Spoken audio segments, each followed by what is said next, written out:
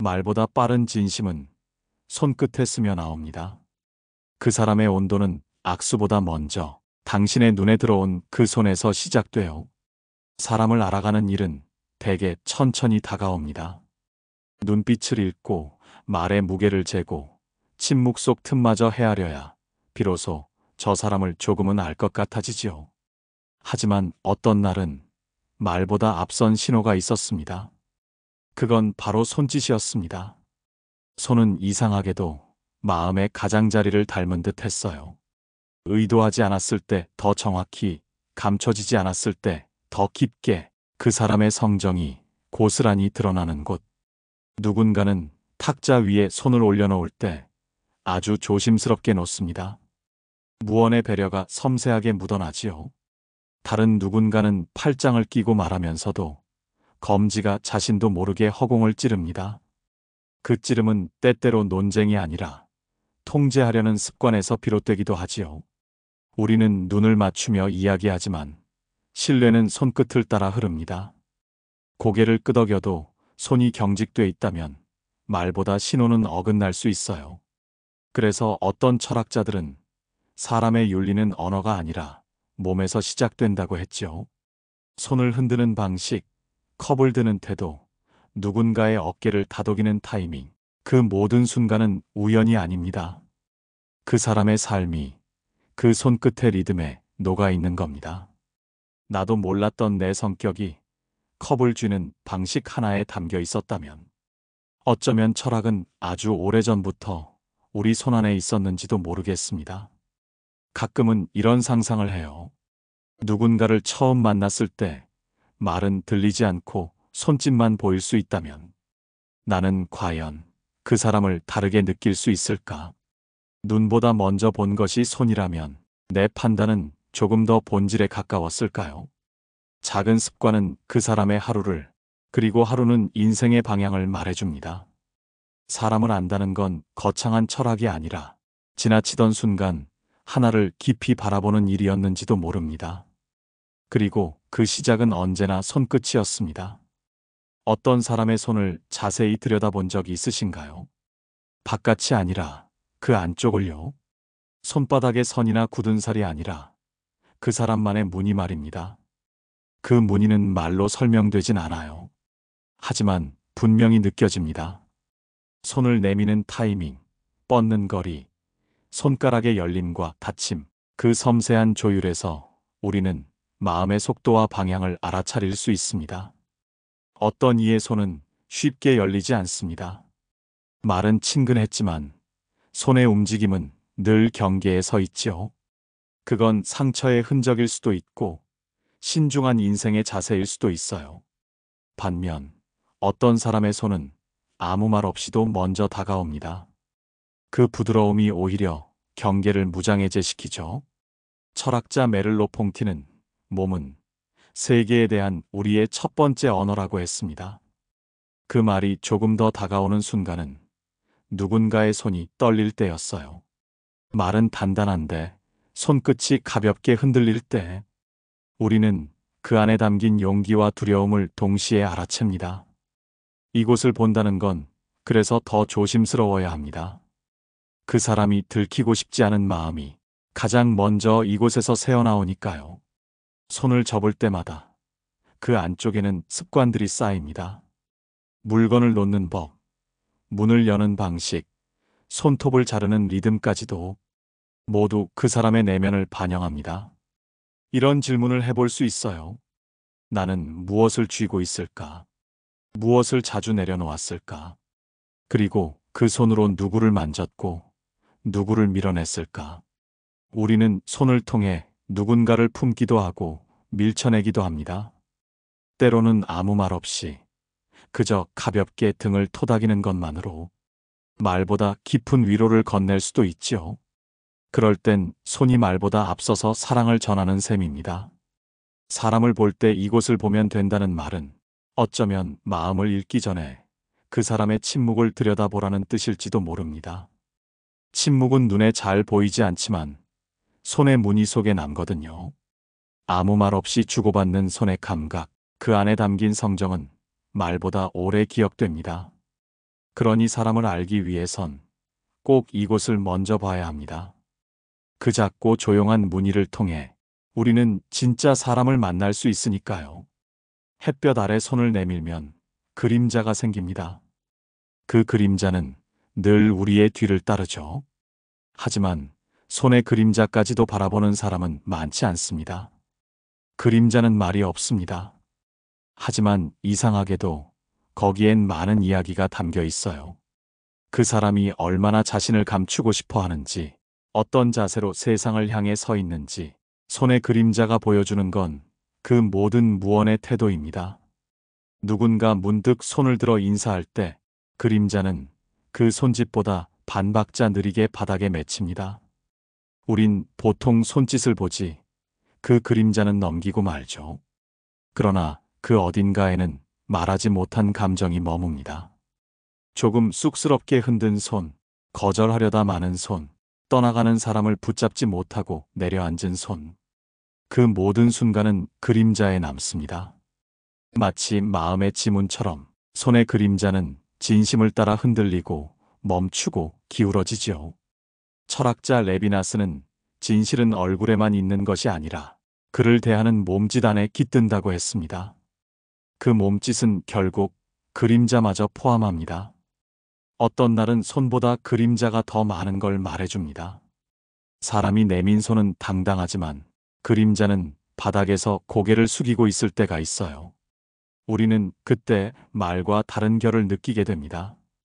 그리고 그런 감각은 사람을 더 깊이 이해하게 하지요. 손의 그림자를 관찰하는 일은 사람을 멀리서 그러나 온전히 바라보는 연습입니다. 그 사람의 말보다 움직임보다 그림자가 먼저 속삭이는 그 무엇을 느껴야만 가능한 일이죠. 그래서 손의 그림자는 또 다른 진실의 형상입니다. 숨기려는 것, 드러내려는 것, 그 사이에서 흔들리는 마음의 방향을 조용히 알려주는 것. 손을 본다는 건 그 손의 그림자까지 바라보는 일입니다. 그래야 사람을 비로소 조금은 알게 되는 것이니까요. 그리고 그 그림자는 언제나 빛이 있어야 비로소 드러나거든요. 그 말은 누군가를 이해하려면 내 마음에도 빛이 있어야 한다는 뜻일지도 모르겠습니다. 사람과 사람 사이엔 눈에 보이지 않는 거리가 있습니다. 그 거리는 말의 높낮이로도 눈빛의 방향으로도 짐작할 수 있지만 무엇보다 명확하게 드러나는 건 손이 닿는 거리에서입니다. 손이 쉽게 닿는 사람은 이미 마음이 어느 만큼 가까워졌다는 뜻이기도 하지요. 반대로 손이 닿을 듯 말 듯한 거리엔 조심스러움과 망설임이 자주 머뭅니다. 그건 때로 상대에 대한 예의이기도 하고 어느 날 생긴 상처의 흔적이기도 해요. 철학자 하이데거는 인간의 존재를 세계에 던져진 존재라고 표현했지만 그 세계에서 우리가 닿을 수 있는 범위는 손이 말해줍니다. 손이 닿는 만큼만 우리는 세상을 실감합니다. 그래서 이 거리에는 단순한 물리 이상의 의미가 담깁니다. 누군가를 쓰다듬는 손, 자신을 감싸는 손, 어떤 문을 망설이며 여는 손. 그 모든 동작은 거리의 언어입니다. 사람은 너무 가까이 있어도 서로를 잃고 너무 멀어지면 마음을 잃습니다. 그 사이에서 손은 지금 이 거리가 괜찮은지 더 다가가도 되는지를 알려주는 척도예요. 누군가의 손이 자주 주머니에 숨어 있다면 그건 세상이 너무 차가웠던 날들의 기억일 수 있습니다. 반면 자주 무언가를 건네는 손은 내가 조금은 괜찮다고 믿는 세계에 살고 있다는 표시이기도 해요. 가끔은 이런 생각을 합니다. 지나치듯 건넨 손길이 사실은 마음의 전부였던 적이 있지 않았을까? 우리는 그 거리의 의미를 너무 늦게 알곤 하죠. 돌아보면 그저 잡아주었으면 되었을 순간이 있었습니다. 그저 놓지 않았어야 했던 때도 있었지요. 손이 닿는 거리에서 모든 게 결정됩니다.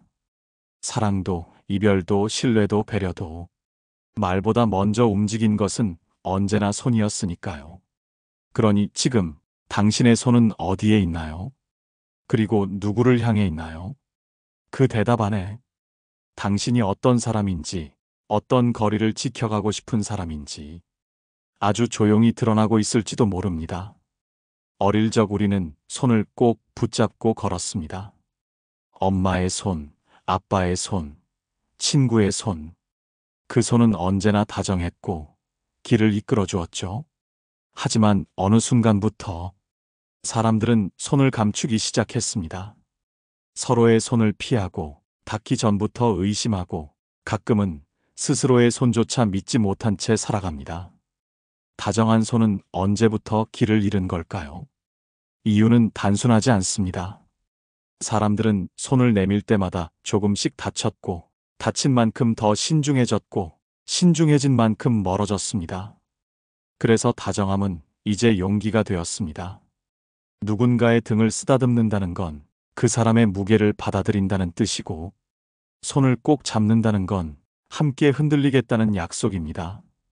그건 쉬운 일이 아니죠. 우린 너무 자주 기대가 배신이 되던 경험을 안고 살아가니까요. 그래서 손이 멈춰 있는 사람은 다정하지 않아서가 아니라 조심스러워진 것일지도 모릅니다. 철학자 키르케고르는 진정한 관계는 침묵 속에서 시작된다고 했습니다. 그 침묵이란 어쩌면 손을 내밀기 전에 조용한 기다림일지 몰라요. 하지만 우리는 기억해야 합니다. 가장 다정한 말은 손끝에서 시작된다는 것을. 때론 말 한마디보다 손짓 하나가 더 오래 마음에 남는다는 걸요. 다정한 손이 길을 잃은 시대에도 누군가는 여전히 그 손을 찾고 내밉니다. 말 대신 건네는 손수건, 말없이 잡아주는 손목, 떨리는 어깨에 살며시 올려진 손. 그건 결코 작지 않은 사랑의 방식입니다. 우린 다시 다정해질 수 있습니다. 다만 그건 기다림과 연습이 필요한 길이겠지요. 그리고 그 첫 걸음은 손을 다시 바라보는 일일 겁니다. 내가 움켜쥔 건 무엇이었고 무엇을 흘리고 있었는지, 그 손으로 누구를 만지고 싶었는지를 묻는 일. 그렇게 한 사람의 다정함은 다시 한 손에서 시작됩니다. 진심은 말을 기다리지 않습니다. 그보다 먼저 손끝에 머뭅니다. 입은 머뭇거려도 손은 가만히 움직이고, 마음은 감춰도 손은 다 말해버립니다. 누군가를 향해 조심스레 뻗는 손, 주저하다 뒤로 감춰지는 손, 무언가를 잡으려다 멈칫하는 그 짧은 순간들. 그 안에 진심이 숨어 있습니다. 사람은 가끔 스스로도 모르는 감정을 손으로 말합니다. 억지로 밝은 얼굴을 지어도 손은 그 표정을 따라주지 않을 때가 많지요. 지친 마음은 손끝에서 무너지고, 벅찬 감동은 손등에 고요히 올라탑니다. 그래서 우리는 누군가의 손을 보면 무의식적으로 그 사람의 지금을 느끼게 됩니다. 철학자 비트겐슈타인은 내가 안다는 것은 곧 행동한다는 것이라고 말했습니다. 그 말은 생각과 행위 사이의 거리를 말하는 동시에 몸이 진리와 가까운 언어라는 뜻이기도 했죠. 진심은 머리보다 손에 먼저 도착합니다. 손은 생각을 기다리지 않기 때문입니다. 그 사람을 밀어내는 손이 먼저였던 걸 떠올려 보세요. 말은 아직 도달하지 못했는데 손이 이미 결정을 내렸던 날들이 있었잖아요. 반대로 말로는 괜찮다고 해도 손이 자꾸 다가가는 사람이 있습니다. 그 손은 마음의 방향을 말하고 있습니다. 진심은 입보다 느리고 손보다 빠릅니다. 우리는 늘 말을 듣고 표정을 읽으려 하지만 진짜 이야기는 손이 다 하고 있었던 건 아닐까요? 어느 날 한 사람이 조용히 내 손을 잡아줬던 적이 있어요. 그 손에는 어떤 말도 없었지만 나는 거기서 미안해와 괜찮아를 동시에 느꼈습니다. 그리고 지금까지도 그 감정은 손의 감각으로 기억됩니다. 사람의 마음은 손으로 전해지고 그 손은 기억보다 오래 남습니다. 말보다 먼저 손은 언제나 진심을 압니다. 그러니 누군가의 손이 오늘 당신에게 다가온다면 그건 그 사람 마음이 지금 여기 있다는 뜻일지도 모릅니다. 어떤 손은 무언가를 지시하듯 위로 뻗습니다. 손가락이 허공을 가르고 누군가의 시선을 아래로 끌어당깁니다. 그럴 땐 손이 아니라 마음이 말하고 있죠. 나는 너보다 위에 있어라고. 사람의 태도는 결국 손의 높이에 드러납니다. 위에서 아래로 가리키는 손, 턱을 괴고 세상을 판단하는 손, 팔짱을 끼고 경계하는 손. 그 모든 손은 상대를 내려다보는 시선을 닮아 있지요. 철학자 루소는 말했습니다. 사람은 자유롭게 태어났지만 어디서나 쇠사슬에 묶여 있다. 그 쇠사슬은 때로 권력이고 때로는 스스로 만든 높낮이입니다. 그리고 그 감정은 손에서 가장 먼저 나타나곤 해요. 높은 자리에 앉은 사람일수록 손의 태도는 신중해야 합니다. 왜냐하면 손 하나의 동작이 다른 이에게 상처가 되기도 하니까요. 명령처럼 느껴지는 손짓, 설명보단 통제처럼 다가오는 손. 그건 관계를 일방적으로 끌고 가려는 마음의 흔적입니다. 반대로 진정으로 깊은 사람은 손을 낮게 둡니다. 무릎 위에 손을 얹고 경청하는 사람, 낮은 자세로 인사를 건네는 사람. 그 손의 위치에서 겸손이 느껴집니다.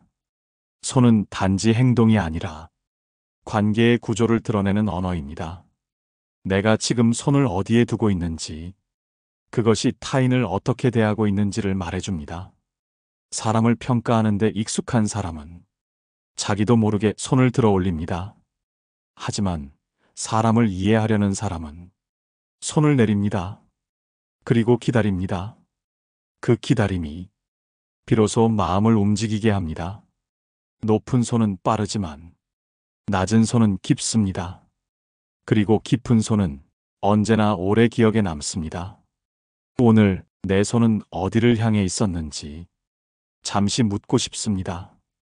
혹시 누군가를 내려다보려 한 건 아니었는지, 그 손이 사실은 나를 닫아버리게 만든 건 아니었는지, 사람을 알기 위해선 그 사람의 말보다 손의 높이를 먼저 봐야 합니다. 그곳에 보이지 않는 마음의 위치가 담겨 있으니까요. 우리는 살아가며 자주 손이 떨립니다. 아무도 모르게 아주 작게 컵을 들다가 문을 닫다가 누군가에게 건네는 손끝에서 그 떨림은 시작됩니다. 사람은 자신이 흔들릴 때 손도 함께 흔들립니다. 그리고 그 작은 진동 속에 마음이 들켜버립니다.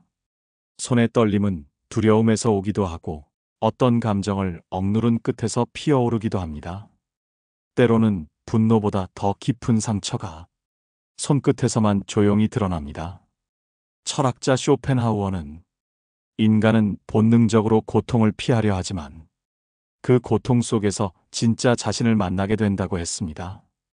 그 말은 우리가 가장 약해졌을 때 비로소 드러나는 마음의 무게를 어쩌면 손이 가장 먼저 알고 있다는 뜻일지도 모릅니다. 사람을 안다는 건 그 사람이 흔들릴 때를 함께 겪는 일입니다. 확신에 찬 손보다 망설이는 손에서 진짜가 나옵니다. 누군가의 손이 떨리고 있다는 건 아직 진심이 살아있다는 신호일지도 몰라요. 다 감추지 못했기에 아직 숨 쉬고 있다는 뜻이니까요. 우리는 자주 흔들립니다. 어떤 말 앞에서, 어떤 상황 앞에서, 누군가의 시선 앞에서. 하지만 그 흔들림이 전부 나쁜 건 아닙니다. 그건 여전히 우리가 느끼고, 움직이고, 무언가에 진지하다는 증거이기도 합니다. 손이 떨리는 그 순간, 사람은 가장 인간다워집니다. 그래서 누군가의 떨리는 손을 보게 되었을 때, 그것을 판단하지 말고 조용히 바라보아야 합니다. 그리고 그 손 옆에 또 다른 손 하나가 천천히 놓일 수 있다면 세상은 조금 덜 차가워질지도 모릅니다. 흔들리는 손은 약하지 않습니다. 오히려 너무 많은 걸 담고 있는 손입니다. 그 무게를 아는 사람은 다른 이의 떨림을 쉽게 외면하지 않습니다. 오늘 당신의 손은 얼마나 흔들렸나요? 그 흔들림은 무엇을 말하고 있었나요? 그걸 들을 수 있다면 우리는 서로 조금 더 가까워질 수 있습니다. 사람은 기억을 머리로만 하지 않습니다. 어떤 기억은 손이 먼저 간직하고 있지요. 자주 만졌던 물건의 감촉, 익숙한 인사법, 어느 한 사람의 체온. 그 모든 것들이 손에 먼저 남습니다. 우리가 사랑했던 사람들, 그들과 나눴던 마지막 순간은 대부분 손으로 연결되어 있습니다. 서툴게 맞잡은 손, 조용히 흘러내린 손길, 끝내 잡지 못한 손. 그 모든 장면은 기억보다 감각으로 남아 문득 어떤 날 무의식 중에 따라 하게 되는 동작으로 살아납니다. 철학자 가다머는 이해란 단순히 정보를 습득하는 것이 아니라 몸과 함께 체화되는 것이라고 말했죠. 그 말은 곧 우리가 이해한 사람은 손이 먼저 기억하게 된다는 뜻입니다. 손은 누구보다 먼저 사랑을 알고 이별을 알고 그리움을 압니다. 한때 함께 걸었던 거리에서 무심코 손을 내밀게 되는 날이 있습니다. 잡을 손은 없는데도 그 사람의 손이 여전히 익숙하게 느껴지는 건 그 기억이 손에 남아있기 때문이에요. 그래서 사람은 손끝으로도 외로워집니다. 그리움은 가슴이 아니라 손끝에서 먼저 시작되는 것 같기도 해요. 문득 그 사람의 손이 보고 싶어질 때가 있지 않나요? 그 손이 어떻게 웃었는지, 어떤 방식으로 나를 다독였는지, 손 하나로 전했던 마음은 말보다 더 오래, 더 깊게 남아있으니까요. 사람은 결국 손으로 살아갑니다. 손으로 사랑하고, 손으로 떠나보내고, 손으로 다시 누군가를 맞이합니다. 기억은 지워질 수 있지만, 손에 남은 감각은 쉽게 사라지지 않습니다. 그래서 손은 늘 그리운 사람의 향기를 간직하고 있지요. 혹시 오늘도 무의식적으로 어떤 손짓을 따라 한 적 있나요? 그게 바로 당신 손이 기억하고 있는 그 사람일지도 모릅니다. 말보다 오래 남는 감정, 그건 손의 언어로 새겨져 있는 법입니다. 사람을 안다는 건 생각보다 단순합니다. 긴 시간도 많은 대화도 필요 없을 때가 있어요. 그 사람의 손 하나면 충분할 때가 있습니다. 문을 여는 방식, 옷깃을 여미는 손끝, 말없이 건네는 찻잔. 그 모든 작은 장면에 그 사람의 전부가 깃들어 있기도 하지요. 손 하나에도 사람이 산다는 말, 그건 과장이 아닙니다. 몸짓은 거짓말을 하지 않거든요. 입으로는 괜찮다고 해도 손이 숨기지 못한 떨림이 있고 눈으로는 웃고 있어도 팔꿈치 아래의 긴장감이 진심을 말합니다. 사람을 읽는다는 건 말의 의미를 해석하는 일이 아니라 손의 흐름을 느끼는 일일지 모릅니다. 철학자 미셸 푸코는 인간은 자신이 말한 것보다 더 많은 것을 말하지 않은 채 살아간다고 했습니다.